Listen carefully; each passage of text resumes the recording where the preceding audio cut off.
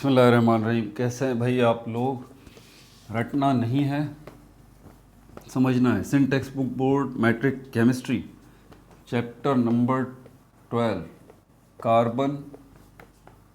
Nitrogen नहीं, nitrogen नहीं, nitrogen नहीं, silicon silicon silicon and their compounds.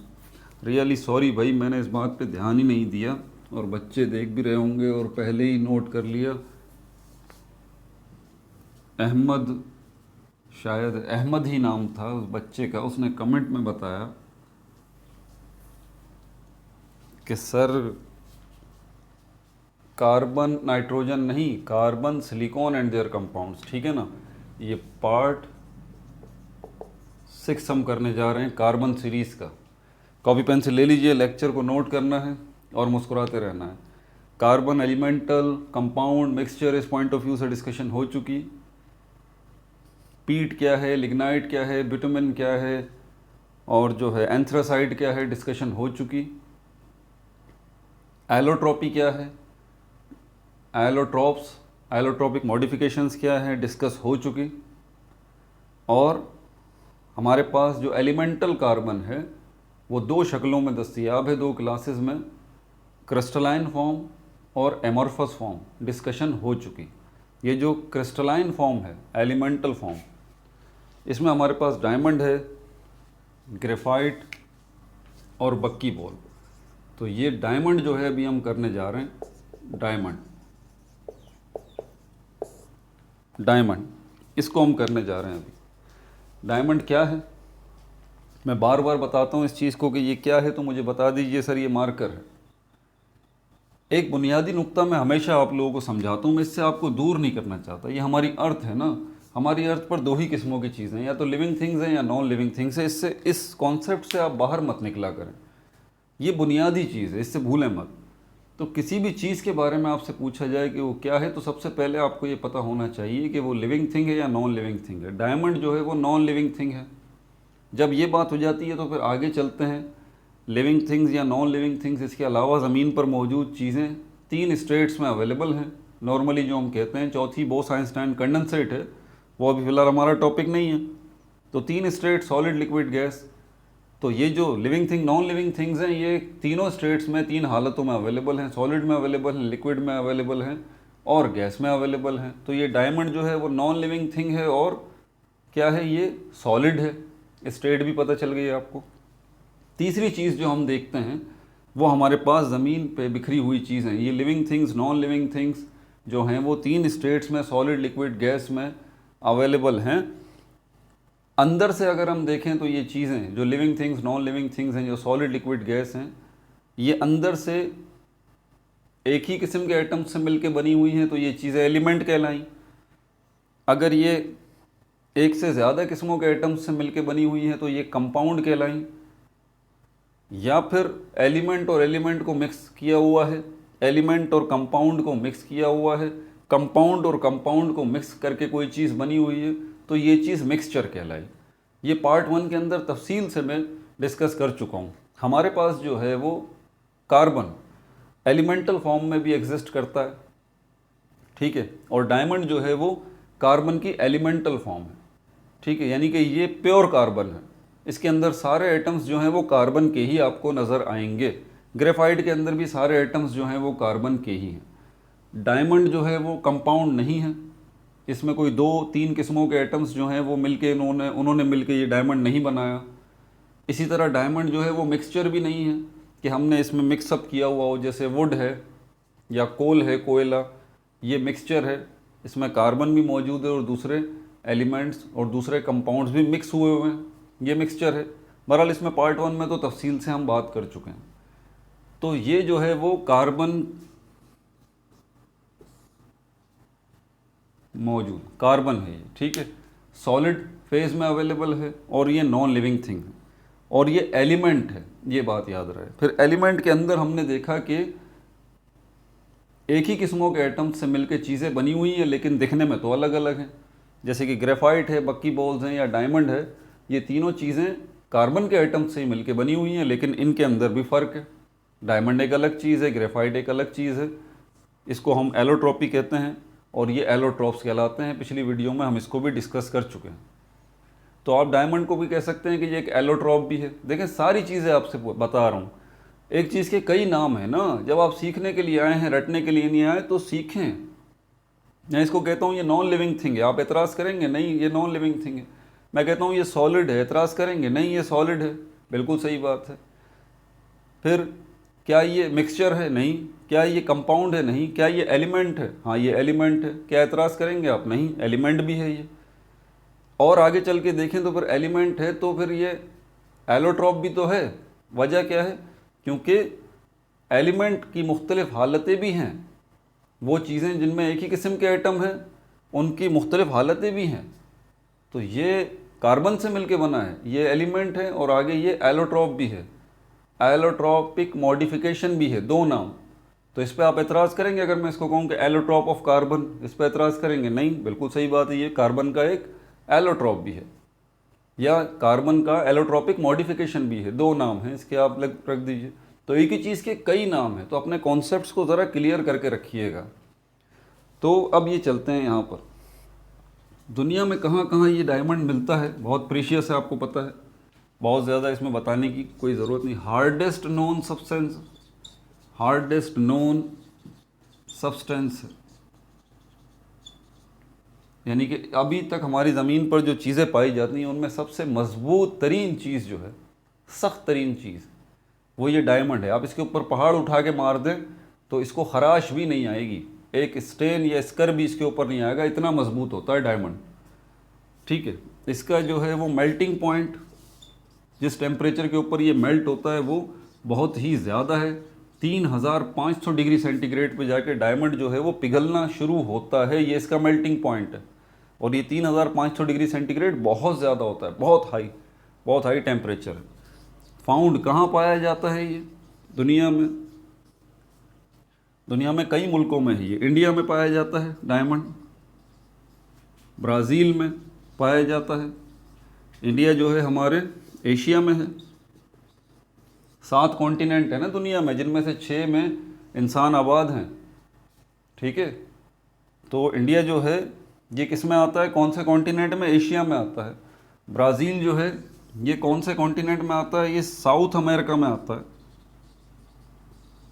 South America. इसके अलावा साउथ अफ्रीका है, इसमें जो है ये डायमंड मिलते हैं।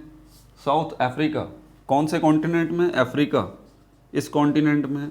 मतलब 3 अलग कॉन्टिनेंट हैं। ये साउथ अमेरिका का कंट्री है ब्राज़ील, वहाँ डायमंड पाए जाते हैं। एशिया में इंडिया है, वहाँ डायमंड पाए जाते हैं। और अफ्रीका कॉन्टिनेंट में साउथ अफ्रीका वो कंट्री है जहाँ पर ये डायमंड पाए जाते हैं। इसके अलावा एक पूरा अलग ही कॉन्टिनेंट है जिसको हम ऑस्ट्रेलिया कहते हैं। ऑस्ट्रेलिया, यहाँ भी जो है वो डायमंड पाए जाते हैं। ठीक है, तो ये तो तफसीलात हो गई इसकी। अब आगे चलते हैं, और क्या है इसके अंदर, और डिटेल्स देखते हैं। कुछ बेसिक्स की और वीडियोस बना रहा हूँ मैं, कन्फ्यूजन्स होती हैं ना। इसकी डेंसिटी है, रिफ्रैक्टिव इंडेक्स है, उसको लेके भी ये डेंसिटी वर्ड जो है वो कल परसों भी मेरे ख्याल एक बच्चे ने पूछा है कि सर ये डेंसिटी क्या है, ये बता दीजिए। तो इसके लिए वीडियो अलग से मैंने बना दी है अभी, वो भी आपको मिल जाएगी। इसकी डेंसिटी जो है वो 3.51 ग्राम पर क्यूबिक सेंटीमीटर है, ये इसकी डेंसिटी है। बहुत ज़्यादा डेंस है ये। ठीक है, अच्छा, इसका रिफ्रैक्टिव इंडेक्स जो है वो, रिफ्रैक्टिव इंडेक्स 2.45, ये इसका रिफ्रैक्टिव इंडेक्स है। अब ये डेंसिटी क्या है और ये रिफ्रैक्टिव इंडेक्स क्या है, बेसिक्स ऑफ केमिस्ट्री के प्लेलिस्ट में चेक कर लीजिए, आपको मिल जाएंगी। बेसिक्स ऑफ केमिस्ट्री इस प्लेलिस्ट के अंदर भी जो है वो मौजूद होगी। 2 जगहों पे मैंने डाल रखी है ताकि वहाँ आपको मिल जाए। बहरहाल बेसिक्स ऑफ केमिस्ट्री में 14 वीडियोस जो हैं, 15 वीडियोस बेसिक्स ऑफ केमिस्ट्री के अंदर आ चुकी हैं और अपडेट हो रही हैं। उनका जानना आपके लिए बेहद ज़रूरी है, बेहद ज़रूरी है। तो अभी जो मैं इस वीडियो के बाद बनाऊँगा वो डेंसिटी के ऊपर बनाऊँगा वीडियो, रिफ्रैक्टिव इंडेक्स के ऊपर बनाऊँगा शॉर्ट वीडियो। और इसके अलावा पार्टिकल, ये वर्ड डिस्टर्ब करता है बहुत ज़्यादा, पार्टिकल के ऊपर एक वीडियो बनाऊँगा। Chemical properties, physical properties, properties क्या होती हैं, इसके ऊपर भी वीडियो बनाऊंगा ताकि आपको जो है वो सहूलत हो जाए। अच्छा, और क्या है इसके अंदर? इसके अंदर जो है हमारे पास रिफ्रैक्टिव इंडेक्स भी हो गया। ये बहुत ज़्यादा जो है वो ब्रिलियंट होता है। ब्रिलियंट मतलब चमकदार होता है, ब्रिलियंट, शाइनिंग। इसके ऊपर लाइट पड़ेगी, ये बहुत ज़्यादा शाइन करेगा, बहुत ज़्यादा ये ब्रिलियंट है। इसके ब्रिलियंट होने की वजह इसका ये रिफ्रैक्टिव इंडेक्स है। रिफ्रैक्टिव इंडेक्स इसका बहुत ज़्यादा है, उसकी वजह से ये बहुत ज़्यादा जो है वो क्या है, ये ब्रिलियंट है, शाइनिंग है। डायमंड जो है वो 100% प्योर नहीं होता। 100% प्योर डायमंड की प्रॉपर्टीज़ मैंने आपको बताई हैं। डायमंड के अंदर भी कुछ इम्प्योरिटीज़ होती हैं, इम्प्योरिटीज़, ये भी कुछ इसमें इम्प्योरिटीज़ होती हैं, मतलब जो इसको नाखालिस करती हैं। इसी वजह से फिर वो इम्प्योरिटीज़ जो इसको प्योर नहीं रहने देती, खालिस नहीं रहने देती डायमंड को, ठीक है। और वो इम्प्योरिटीज़ क्या होती हैं? वो हमारे पास जो है वो मेटल ऑक्साइड्स होते हैं। मेटल ऑक्साइड्स जो कि इसके अंदर मौजूद होते हैं, मेटल ऑक्साइड्स। अब मेटल ऑक्साइड्स इस डायमंड के अंदर मौजूद हैं तो फ़ौरन आपके जहन में ये बात आ रही होगी, सर ये मेटल ऑक्साइड्स की मौजूदगी अगर इसमें है तो डेफिनेटली एक कार्बन भी है, मेटल ऑक्साइड भी है। मेटल ऑक्साइड में अगर हम मैग्नीशियम ऑक्साइड को ले लें तो कार्बन का एक पीस है, ये रहा कार्बन, ये डायमंड है, सपोज कर लीजिए डायमंड है, तो कार्बन के साथ साथ ये मैग्नीशियम ऑक्साइड भी इसके अंदर थोड़ा बहुत मौजूद है। तो आप फिर कह रहे होंगे सर ये तो मिक्सचर हो गया एक पॉइंट ऑफ व्यू से, क्योंकि बात तो सही है, मिक्सचर हम उसी चीज़ को कहते हैं ना जिसमें मिक्स हो जाते हैं। तो कार्बन और मैग्नीशियम ऑक्साइड ये तो मिक्सचर इसमें आ चुका है, तो अब ये प्योर कार्बन तो नहीं रहा। असल में ये इम्प्योरिटी जो है मैग्नीशियम ऑक्साइड या मेटल ऑक्साइड्स और भी हैं बहुत सारे, ठीक है, ये अगर आ भी जाते हैं तब भी इनकी परसेंटेज जो है कार्बन में, कार्बन की परसेंटेज होगी 99.999999% डायमंड के अंदर, जबकि ये मेटल ऑक्साइड्स जो है 0.11 0.00000001%, बहुत ही थोड़ी मिकदार में होते हैं, बहुत थोड़ी मिकदार में। तो ये नेग्लिजिबल अमाउंट कहलाता है, इसको आप नज़रअंदाज भी कर सकते हैं। लेकिन इसका नतीजा क्या निकलता है? इसका नतीजा different colours of diamond. Diamond जो है उसके डिफरेंट कलर्स भी होते हैं। समझ में आ गई बात? तो आपसे अगर कोई पूछे कि डायमंड का, प्योर डायमंड का कलर कौन सा है, हाँ अब ये याद रखिएगा, प्योर डायमंड का कलर जो है वो प्योर डायमंड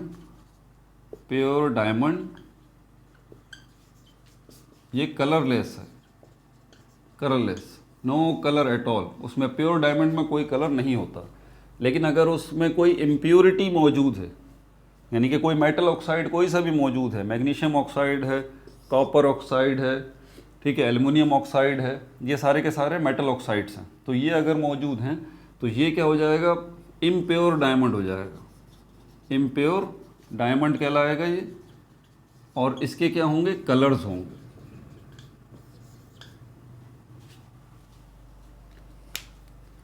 इसके क्या होंगे?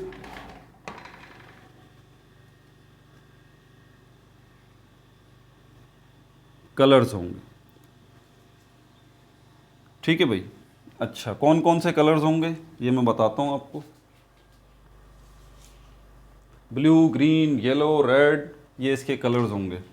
Blue, green, yellow, red. और ब्लैक कलर का भी जो है वो डायमंड होता है जी। डायमंड जो है वो ब्लैक कलर का भी होता है। ऑब्वियस सी बात है, खालिस चीज़ें जो है वो ज़्यादा महंगी होती हैं, ना खालिस चीज़ें जो है वो कम महंगी होती हैं। तो डायमंड ये है तो सही, लेकिन इनके अंदर ये इम्प्योरिटीज़ जो आ चुकी हैं, इसकी वजह से अब इनकी वो वैल्यू नहीं रही जो कि प्योर डायमंड की है, ठीक है। ये मुख्तलिफ़ कामों में इस्तेमाल होते हैं, दो किस्म के कामों में इस्तेमाल होते हैं। जैसे ब्लैक डायमंड जो है, ब्लैक डायमंड जो है कटिंग ग्लास, शीशे को काटने के लिए इस्तेमाल किया जाता है, शीशे को काटने के लिए इस्तेमाल किया जाता है। आप शीशे वाले की दुकान पे चले जाएं, उसके पास एक छोटा सा इसी तरह इतने साइज़ का, इतना मार्कर है ना, इतने साइज़ की एक चीज़ होगी, उसके आगे डायमंड लगा हुआ होगा, ठीक है। यही ब्लैक कलर का डायमंड, और इसी की मदद से उसका वो पॉइंटेड होता है, शार्प होता है वो डायमंड, ठीक है, और उसी को वो ऐसे रख के यूँ ऐसे शीशे को काट देता है। जी, शीशे को जो काटा जाता है वो इस ब्लैक डायमंड की मदद से जो है वो काटा जाता है। और इस ब्लैक डायमंड का जो है वो नाम भी है एक, क्या नाम है इसका, इसको हम बोर्ट या कार्बेंडो कहते हैं। बोर्ट ये इसका नाम है,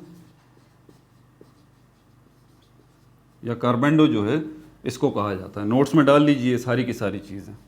ये ब्लैक डायमंड होता है।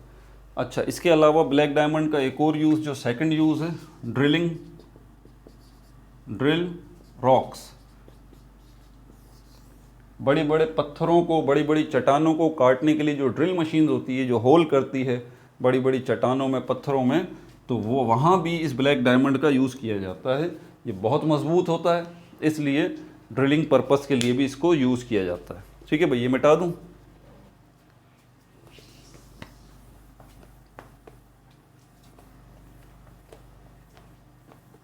अब ये जो बाकी के कलर्स हैं डायमंड के, जैसे कि रेड हो गया, ग्रीन हो गया, येलो, ब्लू हो गया, ये क्या हैं, जेम स्टोन्स के तौर पर जाने जाते हैं। जेम स्टोन्स, जेम का मतलब होता है कीमती पत्थर। आपने देखा होगा कि बहुत सारे रिंग्स जो हैं, ये रूबी है, फिरोज़ा है, ये कॉमन नेम है, शायद आपने सुने हों। मर्द हजरात जो है वो हाथों में, फिंगर्स में इसको पहन लेते हैं, कुछ इसको खुशबख्ती की अलामत कहते हैं, वगैरह वगैरह। तो ये जो कीमती पत्थर के तौर पे भी, जेम स्टोन्स के तौर पर भी ये इस्तेमाल किए जाते हैं। ठीक है। अच्छा, और क्या क्या है इसके अलावा जो है वो डायमंड जो है वो आप इसको बर्न भी कर सकते हैं, जला भी सकते हैं, क्योंकि देखें बेसिकली डायमंड जो है वो कार्बन है। कार्बन जो है वो ऑक्सीजन के साथ रिएक्ट कर सकता है, तो कार्बन को आप जो है वो ऑक्सीजन के साथ जला भी सकते हैं, इग्नाइट भी कर सकते हैं, ये जलेगा। ठीक है, लेकिन इसके लिए टेम्परेचर जो है वो आपको बहुत ज़्यादा देना पड़ेगा, उसके नतीजे में कार्बन डाइऑक्साइड गैस जो है वो बनेगी। ठीक है, तकरीबन 900 डिग्री सेंटीग्रेड ये आपको देना पड़ेगा, तब जाके कार्बन जो है वो बर्न करना शुरू होगा ऑक्सीजन के साथ। ठीक है, और ये कार्बन डाइऑक्साइड गैस जो है वो बनाएगा। मार्कर्स में इंक जो है वो ख़त्म हो रही है, तो मुझे बार बार चेंज करने पड़ रहे हैं मार्कर। अच्छा, और क्या है इसके अंदर, बस यही सारी तफसीलात थी मेरे ख्याल में, और तो ऐसी कोई डिटेल डायमंड के हवाले से नहीं है। स्ट्रक्चर ऑफ डायमंड जो है, ठीक है, ये अलग टॉपिक है कि डायमंड को अगर अंदर से देखें इसका स्ट्रक्चर कैसा है, ये अलग टॉपिक है, इसको हम दूसरी वीडियो के अंदर कवर करेंगे। ठीक है, अगली वीडियो जो आएगी इसके बाद बेसिक्स की वीडियो के साथ साथ ही वो पार्ट 7 आएगा कार्बन सीरीज़ का, उसमें हम ग्रेफाइट को डिस्कस करेंगे। ये भी एलोट्रॉप है कार्बन का। ठीक है, अपना बहुत ज़्यादा ख्याल रखिएगा। No like, no subscribe, only share.